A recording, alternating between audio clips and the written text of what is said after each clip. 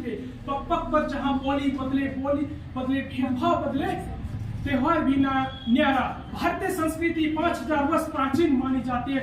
भारतीय संस्कृति जीवन जीने की एक पद्धति है। भारत की संस्कृति विष पीकर अमृत दान करने वाली संस्कृति है। बुराई का जवाब बुराई से देना हमारी परंपरा नहीं है। शिकागो सम्मेलन में संबोधन में मेरे अमेरिकी भाइयों और बहनों से कहकर किया था। सिर्फ इन चंद शब्दों से ही वहाँ के लोग खड़े हो गए और ताली के गूंजों से पूरे सभा को गुंजा दिए। जैसा कि हम पूरे दुनिया की सोच बदल डाली थी।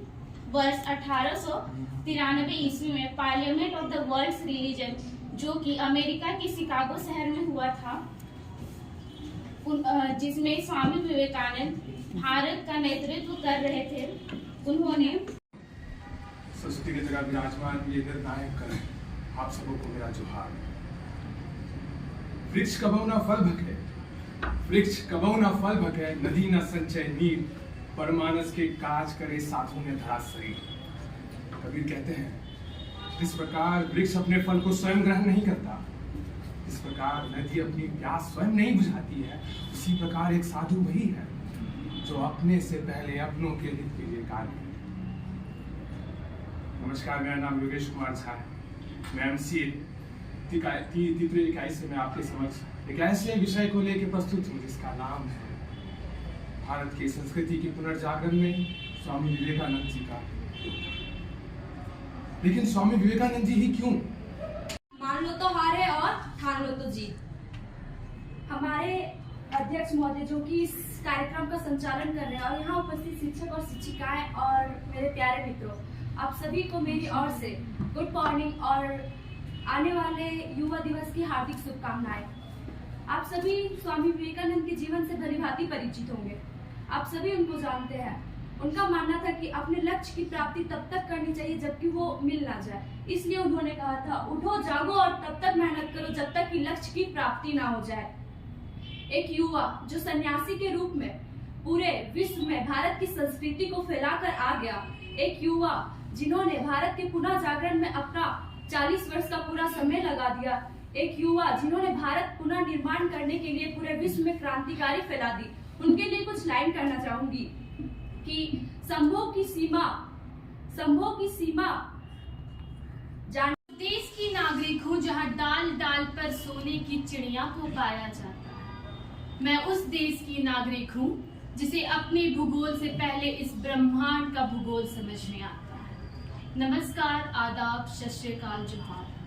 मैं सालवी कुमारी, मड़वाड़ी कॉलेज की छात्रा, आज आप सबके सामने एक बहुत ही महत्वपूर्ण विषय पर अपने विचार रखने जा रही हूँ। भारतीय संस्कृति के पुनर्जागरण में स्वामी विवेकानंद जी का योगदान। संस्कृति प्रेम और आत्मा का विस्तार है। पूरे विश्व में भारत अपनी संस्कृति और परंपरा के लिए बहुत ही प्रसिद्ध है। विभिन्न संस्कृति और परंपरा के लोग भारत में पाए जाते हैं। विभिन्न संस्कृति और परंपरा के लोगों के बीच की ये घनिष्ठता एक बहुत ही अनोखा देश भारत का निर्माण करती है। Of Indian culture. Let's begin our topic. Swami Vivekanand was born in prosperous and prestigious family of Calcutta on 12. यह वही ध्वनि है जिसने राष्ट्र को जगाया। यह वही ध्वनि है जिसने उसको कुंभकर्णी निद्रा से उठाया। कौन है जिसकी शक्तिशाली ध्वनि ने राष्ट्र में ऊर्जा का संचार कर दिया? एक युवक जो The prime focus of his journey not as a personal achievement, but to broadcast the ancient glory of India, its heritage. After hearing his lecture, we realized our blunder by sending Christian missionary in a country of such an educated man. After the great success of this event in 1896, he founded Rama. उनका प्रमुख योगदान रहा। स्वामी जी ने विलुप्त हो चुकी ध्यान और योग कर्म के महत्व को पुनः प्रचार किया और लोगों के प्रति उनकी रुचि को बढ़ावा देने का पुरजोर प्रयत्न किया। मैं लक्ष्मी कुमारी, BA, first semester political science और piece. Made them identify the degeneration of India caused by. पूरे और समस्त देशवासियों को अपना भाई बहन मानते थे। अहमियत का श्रेय स्वामी जी को ही जाता है। आपको बता दें कि स्वामी विवेकानंद जी ने 19वीं शताब्दी के अंत में विश्व मंच पर हिंदू धर्म को एक मजबूत पहचान दिलाई। स्वामी विवेकानंद जी के भारतीय संस्कृति पुनर्जागरण में योगदान, इस विषय पर मैं आप सबके सामने एक छोटा सा भाषण प्रस्तुत करने जा रही हूँ, जो इस प्रकार है। स्वामी विवेकानंद, दिल से हमारा नाता है, कुछ और हमें आता नहीं, बस प्यार निभाना आता है। वहाँ पे बैठे स्वामी विवेकानंद जी को देखकर सभी उनका मजाक उड़ा रहे थे, परंतु स्वामी में बहुत ही धैर्य था। आज के बाद 9/11 हम लादेन के लिए नहीं, नरेंद्र के लिए याद करेंगे। 11 सितंबर 1893 जगह अमेरिका का सबसे घनी आबादी वाला शहर शिकागो पात्र था भारत का एक युवा तपस्वी और अवसर था एक विश्व धर्म सम्मेलन का।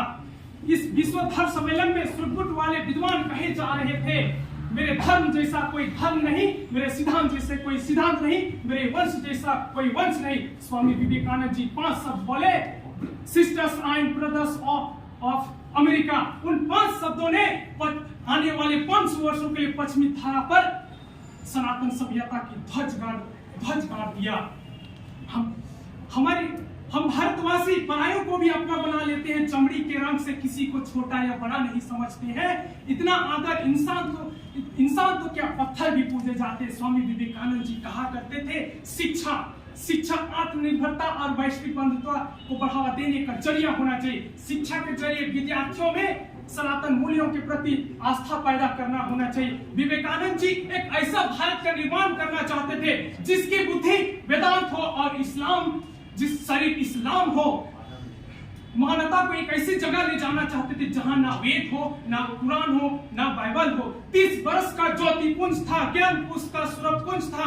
चकित रह गया जिसने देखा सब सुदर्शनधारी था।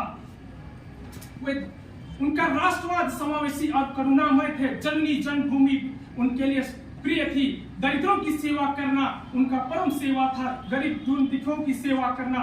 एक दत्ता एंड भुवनेश्वरी देवी परचम स्थापित करने में सफल थे। वह पहले ऐसे भारतीय थे जिन्होंने पश्चिम में भारत का प्रतिनिधित्व करते हुए भारतीय संस्कृति के बारे में विश्व स्तर पर न केवल प्रचार किया, साथ ही सोया विवेक जगाना है, बस सोया विवेक जगाना है।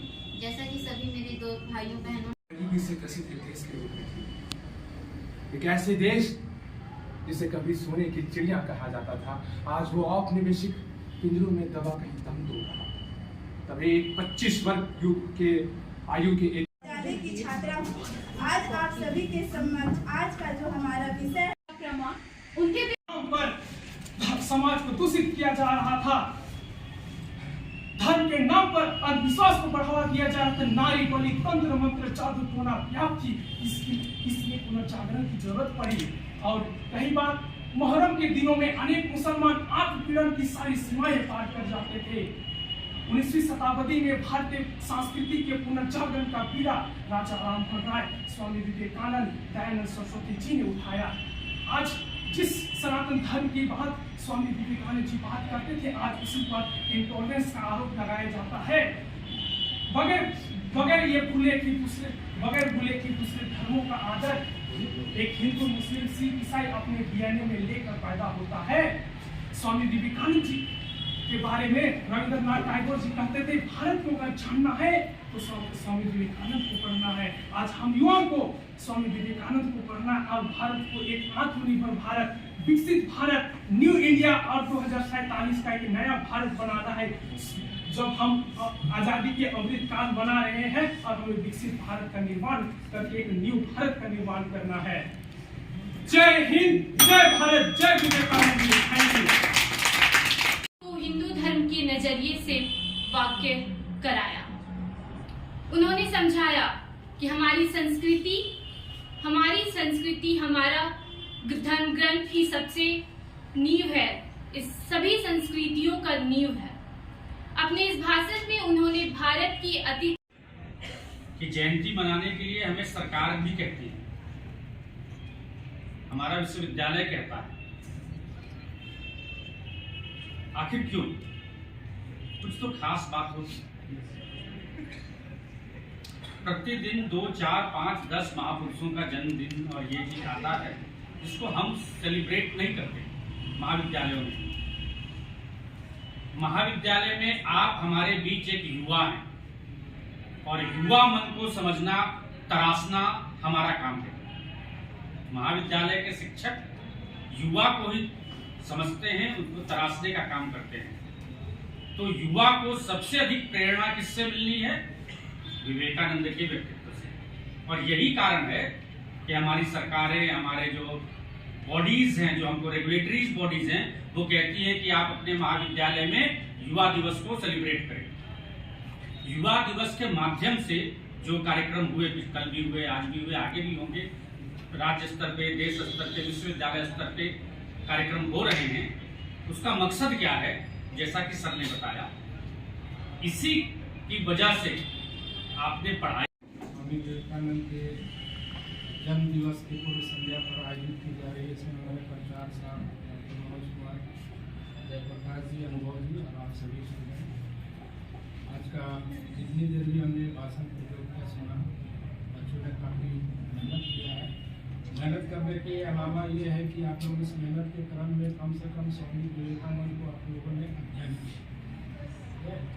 स्वामी विवेकानंद की पर्सनालिटी आप लोग जानते हैं कि वो अनपारदर्शी। पता नहीं आप लोगों ने जिक्र किया कि नहीं किया, शिकागो खाली सम्मेलन में से जब वो बाहर टाउन में घूम रहे थे तो गड़वा बस पहनते थे, लोगों उनका बस देख कर कुछ अंग्रेज लोग हंसने लगे, बोले आप ऐसा कपड़ा क्यों पहने? तो बोले कि हमारे यहाँ जो है वो कपड़ा से कैरेक्टर नहीं बनता, स्टडी और इससे कैरेक्टर बनता। आपके कंट्री में कपड़ा पहनने से कैरेक्टर बनता, हमारे कंट्री में कैरेक्टर। बहुत बड़ी बात उन्होंने की थी। तो आज का ये जो भाषण प्रतियोगिता हुआ ये बहुत अच्छा है। आप लोग इस पर रिसर्च करें। स्वामी विवेकानंद पर बड़ी बड़ी किताबें हैं, उसको बढ़िया से पढ़िए, आपको बहुत अच्छा लगेगा। पूरा डीप रिसर्च कीजिए कि वो कैसे शुरुआत किए, कैसे वो यहाँ तक पहुँचे, उनको शिकागो धर्म सम्मेलन में जाने के लिए कहाँ से स्पॉन्सरशिप मिला, कितने राजाओं के पास हो गए स्पॉन्सरशिप मांगने के लिए, बहुत लंबी कहानी है। वो अपने आप को आईना में देखते थे, बहुत कम उम्र में वो उनकी मृत्यु हो गई। वो बहुत खूबसूरत, आईना में देखते थे तो लगता था बोलते थे तो बहुत खूबसूरत। तो उनको एहसास हुआ कि नहीं ये गलत बात है। तो जब भी उनको ऐसा लगता था तो गर्म तवे पर हाथ रख के रियलाइज कराते थे कि ये गलत चीज़। तो आज का जो भी प्रोग्राम हुआ बहुत अच्छा हुआ, सफल हुआ। आप सभी को मेरी तरफ से बड़ी बड़ी शुभकामनाएं। मेरा को सबने लोहा माना, उन्होंने इस दुनिया को बतलाया एक देश है भारत में। वह कहते थे गीता नहीं देश के युवक, पहले तुम फुटबॉल चुनो, मन में सभ्यता जगाओ और तन से तुम चट्टान बनो। ऐसे ही युवकों से देश की सूरत बदलेगी। आदरणीय प्रधानाचार्य महोदय, कार्यकर्ता गण एवं शिक्षकगण और मेरे साथियों, मैं आप सबको दिल से धन्यवाद देना चाहता हूँ कि आपने इस काबिल समझा और बोलने का अवसर प्रदान किया। एक युवा सन्यासी जिन्होंने सोच बदल दी दुनिया की, एक महापुरुष जिन्होंने विश्व में। उनका बचपन का नाम नरेंद्र था और उनके गुरुजी का नाम रामकृष्ण परमहंस था, जो कि काली मठ के संस्थापक थे। 30 वर्ष की उम्र में सनातन धर्म और भारतीय संस्कृति का डंका पूरे विश्व में बजाने वाला वह युवा स्वामी विवेकानंद के नाम से प्रसिद्ध हुआ। 1893 ईस्वी में शिकागो में हुए सर्वधर्म महासम्मेलन में स्वामी विवेकानंद ने भारत का प्रतिनिधित्व किया। उसमें उन्होंने भारतीय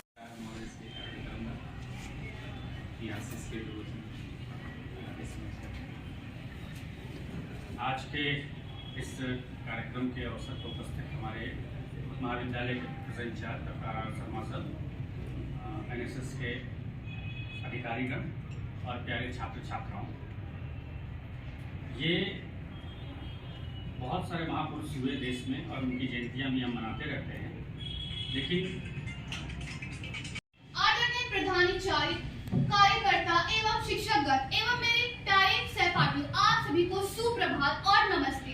मैं शाक्या नाज़ बी.कॉम सेमेस्टर 1 की छात्रा हूँ और आज आप सबों के समक्ष जागरण में भारतीय संस्कृति के योगदान में अपने भाव को व्यक्त करने जा रही हूँ। विलास की ऐश्वर्य की गोद में खिलते हुए, फूलों की सैया पे सोते हुए भला कौन महान बना हुआ है? बगैर दिखाया जा सकता। वहीं पे कोने में बैठा एक सन्यासी अपनी बारी का इंतजार कर रहा है। संसद में जब एक नाम गूंजा स्वामी विवेकानंद, उस दिन वो अकेले नहीं गए थे, उनके साथ गई थी ये सनातन संस्कृति और भारत का हजारों लाखों साल पुराना वो इतिहास उनके साथ उस मंच तक आ पहुंचा है कि कोलकाता में उन्होंने जब जातिवाद बहुत हुआ करती थी, चरम सीमा पे हुआ करती थी, उस समय उन्होंने कम से कम 200 शूद्रों को गायत्री मंत्र का ये योग दिलवाकर सभी को ब्राह्मण में परिवर्तित किया और उन्होंने बोला कि हमें जातिवाद में नहीं रहना चाहिए, हमें जातिवाद से ऊपर उठ करके आना चाहिए। मैं आपको बता दूं कि उन्होंने एक बार सर और आदरणीय निर्णायक मंडली एवं मेरे प्रिय सहपाठियों, आज हम सभी राष्ट्रीय युवा दिवस के पूर्व संध्या पे एक कंपटीशन के आयोजन में उपस्थित हुए हैं। मैं आप सभी के समक्ष विवेकानंद जी की भारतीय पुनर्जागरण में मैं Shivani Kumari BA semester 1 political science honours की छात्रा हूँ। मैं आज आप सभी के समक्ष युवा महोत्सव के शुभ अवसर पर बहुत ही महत्वपूर्ण तत्व है एक मनुष्य के चरित्र गठन के लिए। ऐसे स्रोतों का निर्माण करने वाले थे हमारे स्वामी विवेकानंद जी। स्वामी विवेकानंद जी के परिचय से मैं अपने भाषण का प्रारंभ करने जा रही हूँ।